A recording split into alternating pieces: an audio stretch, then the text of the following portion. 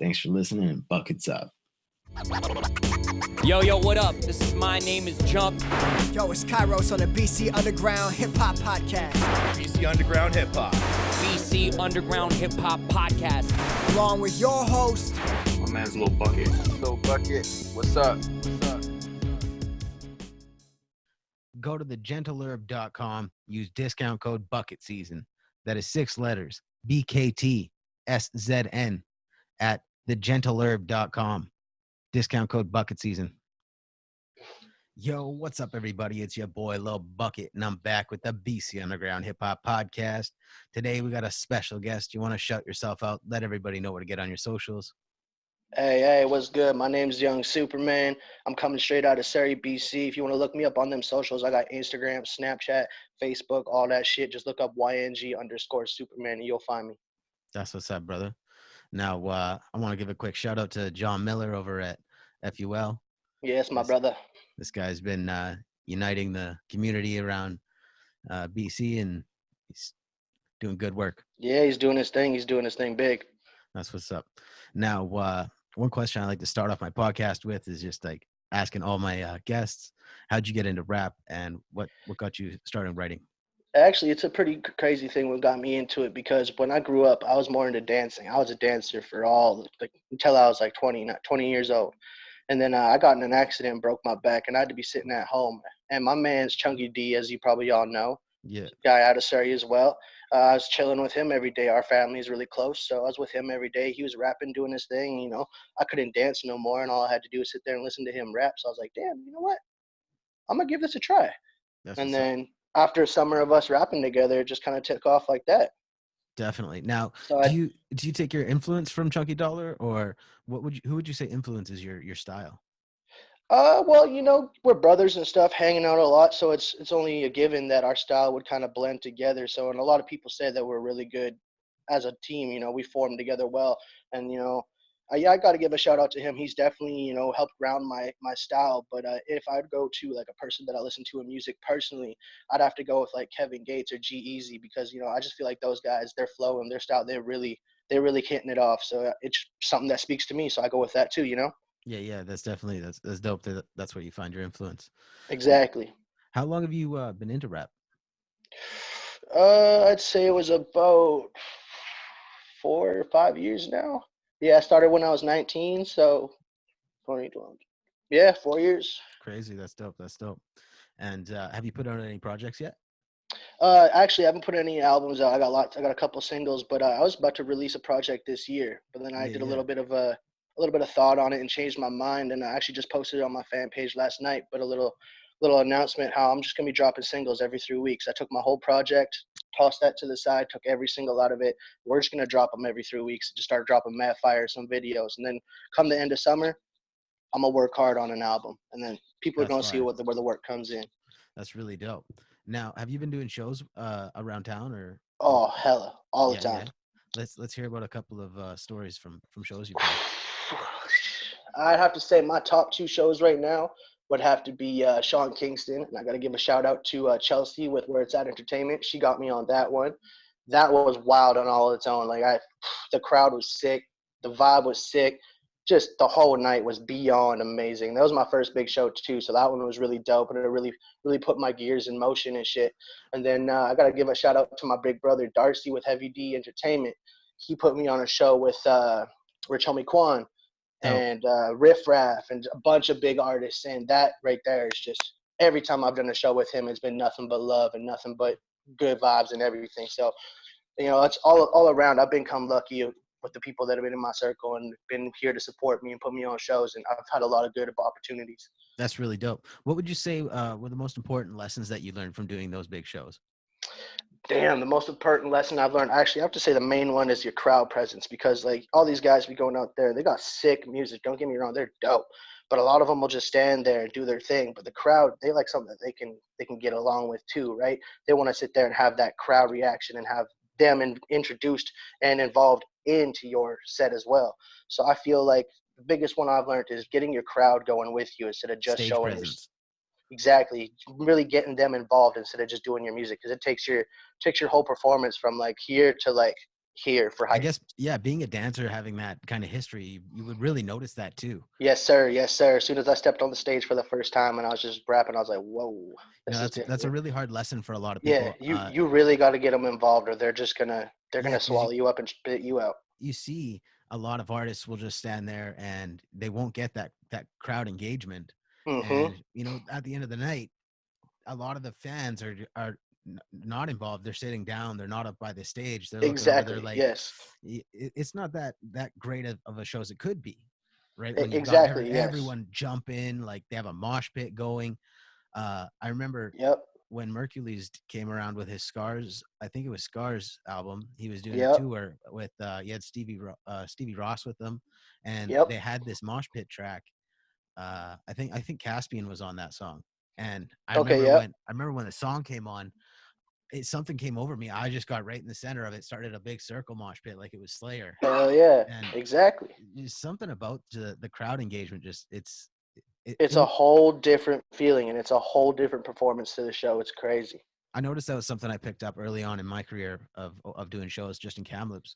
Was I would Yeah. see a lot of rappers that were really dope getting the crowd involved, and a lot of rappers that were really dope that didn't get the crowd involved. It wasn't as good of a show. So that was Yeah. something I really Exactly. picked up on. That's dope. Yeah. Now, with your music, what would you say your message is? Damn, my message. I wouldn't really say I'm trying to put out a message to people. I'm more speaking on stories and stuff that I've lived through. Like I firmly believe on speaking on stuff that you've done or that you've experienced, and not speaking about something that you've never done. Because when you hear someone rap about something or tell a story about something that they have never experienced or that they've never done, you can tell that it's fake. There's no heart in it. There's no feeling. You just can't really put the put the pieces of the puzzle together. But if it's something that you've lived through, that you've experienced, or that you know in your heart, it's way better to write about, and it's easier, and it sounds 10 times better as well. So for me, I don't look to tell a story in my music. I just look what's in my heart, what I feel, and how I listen to a beat, I hear the beat, I feel like, okay, this puts me in this kind of mood. Okay, what did I do? Well, stuff that's happened in my life in that kind of time. What will put me in that mood, or what have I done that could cause that kind of mood? And I just go off of feelings. I'm really like into music being deep, is speaking to you instead of just like the lyricism has to be there. Don't get me wrong, That's a really but interesting point of view. yeah, I don't know. The lyricism has to be there. Don't get me wrong. No one's gonna listen to a song that has whack bars, Right. but you still gotta have like I feel like that truth and that heart behind the music gives it that much more of a It kind of like rings an through in your in experience. your in your in your music. Exactly. Yeah. You can really speak to your fans and your listeners when you have that true like that heart. It's really interesting you say that, because like when rap kind of started, Yes. 30, 40 years ago, before we really heard about it, when it was just in the Hmm. ghettos, like they they had that kind of emotional type rap, and it was like Exactly. It was about it their life. It was about what moved they were people. going through. Yeah. And then it kind of evolved to a point where people got into the storytelling, and there were some really good storytellers, like Oh Too yeah. Short. Too Short never did any of Oh, that pimping, but he is nope. one of the best pimp rappers of all time. You cannot Yes. deny that he is the pimp rapper, Oh, he is an about OG in that finessing source. people. And 100%. it's just it's interesting that He's a trendsetter in all other ways yeah, too. some artists can not live their story, but they're so good at writing that Yeah. they can still translate that message through it. No, yeah, 100%. That's what's up. Now, when do you know when you're going to be dropping a single? Yeah, actually, I just posted that post. Like I said, I posted a post with my little Yeah, I bit of saw that. information about me doing the singles every 3 weeks, starting at the end of this month. So I got a show coming out with Nasty North Entertainment and Loke Files and Chelsea with Where It's at the end of the month, January 31st at Strums and Drums, the Sturry What Showcase. I'm gonna be releasing a single there, and that's gonna kick off my year. Like, hey, what's good? Yeah, Let's get it going. And I got DJ Slim Inc. on the production with that one for the beat, so I got to show him some love because he really came through on that one. We've been that's what's talking up. about it for a while and working on things, and we finally hit that sweet beat that I could go with. So we're gonna release that first, and then after that, it's just gonna be singles every 3 weeks. I'm gonna drop that heat, and I ain't stopping. Now, do you have these singles stockpiled? Are they ready for Oh release? yes, Yeah, sir, yes, sir. that's what's up. Because I got it's kind of interesting when people they put out these like expectations for themselves, and then it's like they have to kind of work under the gun. because Yeah. they don't kind of like stockpile a bunch of tracks and then say, okay, now No, yeah, I can 100%. release these while I'm working on new stuff. And in a sense, you kind of screw yourself too, because then once you start rushing yourself, your production ain't as well.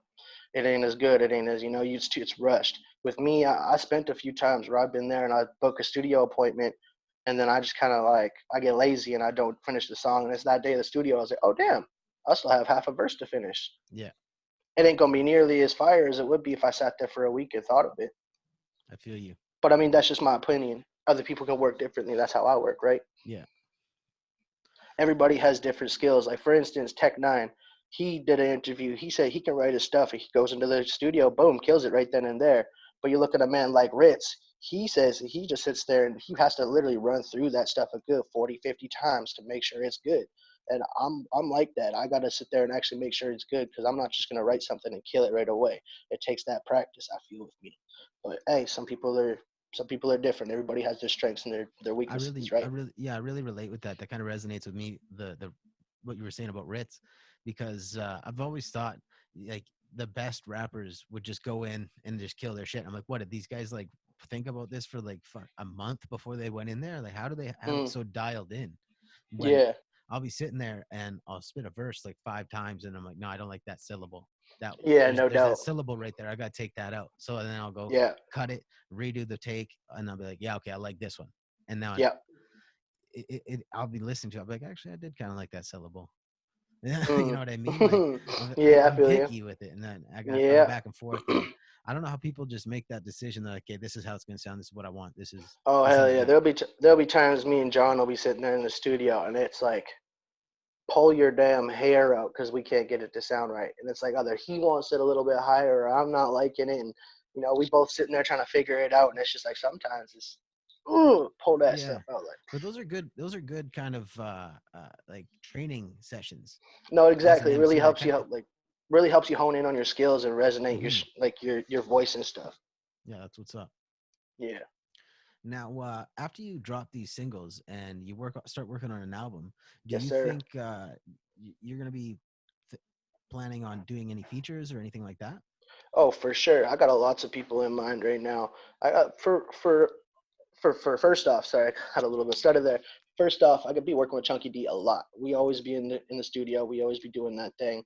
Like if I could count it on my hands right now, I damn near got like 7 songs on the way with him alone.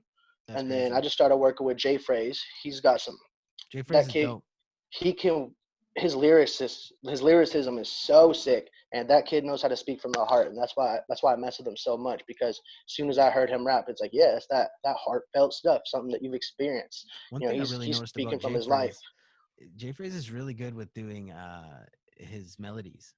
Yes, he's He's very melodic. great at the melody. Not only is he lyrical and stuff like that, which takes a lot of talent, but melodies, man, there's not a lot of guys that are out there like, Nope, and he's that's fun with true. it, man. He is. I like He's Joey's dope. music. He's dope. As soon as I met him, I was like, all right, this is a cat that I could roll with. Yeah, I'm trying to get him on the podcast for sure. Hell yeah. We're just we've been talking about it. He's gonna get on. We just got to link up and get a time that works for both of us. Hell yeah, for sure. Yeah. Now, have you been working like with anyone else other than Chunky D on and J Phrase, like on their music, doing features for other people? I got this guy named BZ. He's a new cat in the game. I did a feature with him not too long ago. He should be dropping that sometime soon. Is he I've been local? he's Abbotsford local, I believe. Okay, Abbotsford or Mission, one of the two. And then I'm gonna start working with a guy named Ace. He's from out of Langley. He's that's pretty what's up. dope. Yeah, he's pretty dope. I like him. And then I'm gonna start looking at a little bit like, like higher levels of features, putting some real money down on projects to really get my name out there. Yeah, yeah, But definitely. firstly, I want to focus on getting my music done, my videos done, get that first project out there, and then I want to look towards going to a tour before I start getting like really serious with the features and all That's that really stuff. smart. Right? Yeah, don't get ahead of yourself. I want to build my fan base and really solidify my spot before I start trying to make some big moves and just waste my time. Right? Yeah, definitely. Because you don't, and also Everybody. you want to build your skills. You don't want to be like that guy Exactly. that's on People the take you song. more seriously. Yeah, Yeah, people take you more serious when you're all about your business and you're not just sitting there like, oh, here, I got this, this, and this. But when they see you put your time and your money, your dedication into it, they're like, all right, this cat actually is, this is what he's doing. He wants to do this, so let's do this. I remember years ago, when Mercury started doing features, when he was doing Yep. them for everybody, he had like I think like a $200 feature price or something. Yes, sir. One thing he was doing was like trying to kill everybody's verse. Like he would do a song with someone, he would make sure that you did not rap better than him on the song. That was his goal. 100%. And that should be everybody's goal. You should never let someone else outdo you. And like, yeah, you guys are cool, but you should really always aim to do better. Right. And that's just a good attitude to have because then you'll always succeed. You always build. You'll always grow. And I still see, sometimes he does do verses still for some cats. Oh, Like I oh saw hell yeah. one, Slum Glutton. Yep. Yeah, Slum had a track released recently where he Yeah. had Mercury's feature, and Merc just fucking killed the Slum Glutton rhyme scheme, Hell and yeah. it was dope. But at the same time, it's like Slum's rhyme schemes and his syllables, like his rhyme patterns, they were very rudimentary. And Yeah. while it's dope that he's got that flow, I don't think that it was the right choice for that song because Mercury's really outshined him in that Oh, okay. sense. And it's a Yeah. dope track, but it's going to be hard for him to have longevity with it and and show people, hey, check out this feature I got from Merc when his Yeah. verse is 100%. not up to par. You know what I mean? So it's like you're Mm-hmm. sitting there and it's like I think it's really smart that you're going to work on your songs and try and release some Yeah. things first and build up a kind of a following first. No shade whatsoever. Riley's my boy, Mm-hmm. but it's just something I've seen and noticed. No. Yeah. Kind of like to point that 100%. out. Yeah. Now, what kind of producers you working with? I got a few actually. I got a couple that are overseas over in the States I that I've noticed you been working mentioned with. Slim Inc., so that's dope. Yeah, Good Slim Ink's working my locally. boy. I've known him for a long time. I got DJ Big Smoke. He's doing some beats for me, and I'm actually looking to do a whole project with him There because you go. he's got that fire. So I told him after I'm done these singles, let's sit down and make a project. Get something going. Mason Rex, he's dope. I've known him for a That's my boy. long time. Yeah, I've known Mason Rex since I started out. We used to be going to after parties together and spitting freestyles and like all that stuff. That's So what's up. I'm definitely looking to work with Mason Rex in this upcoming year. And I got, like I said, I got a few people that are overseas in the States that I keep in my back pocket because they really be bringing that fire for me. Yeah, that's what's up. Have you seen this Young Stitch Kill a Verse contest? Yeah, I've got like hella people tagging me and they're trying to get me to get this thing going, but I got all this work I'm doing out of town right now.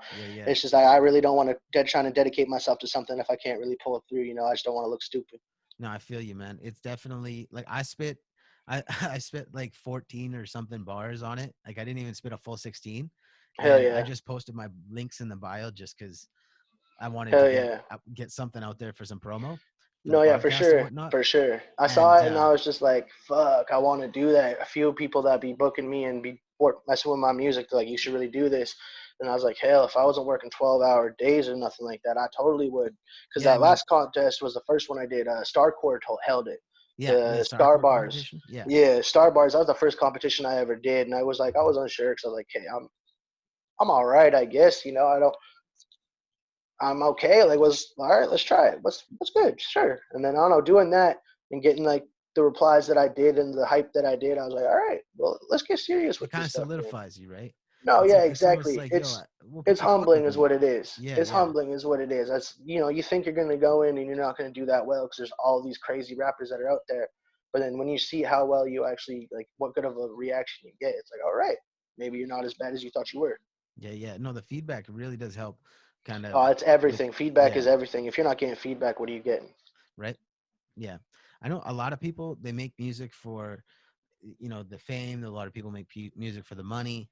uh I personally make music for notoriety. I just like people knowing me and saying my name I, and talking. honestly, I write music because it takes time away from my free time.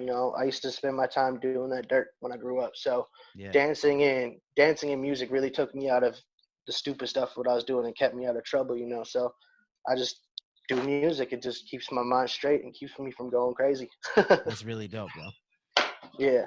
Yeah, all right, well, I think we should wrap this up. If there's anything else you want to mention on the podcast before we I just work want to off. quickly shout out to everybody that's fucking with me and supporting me. Chelsea with Where It's At, Amanda with Nasty North, Loke Files Media, Chunky D, everybody that I be messing with in my team. I love all of y'all. Thanks for rocking with me, and let's get this year going because we about to bring that heat. Yeah, shout out YNG Superman. That's what's up, brother. Yeah, shout out YNG Superman. Let's get it. Peace out, brother. Peace out, brother. Yo, what up? This is My Name is Jump.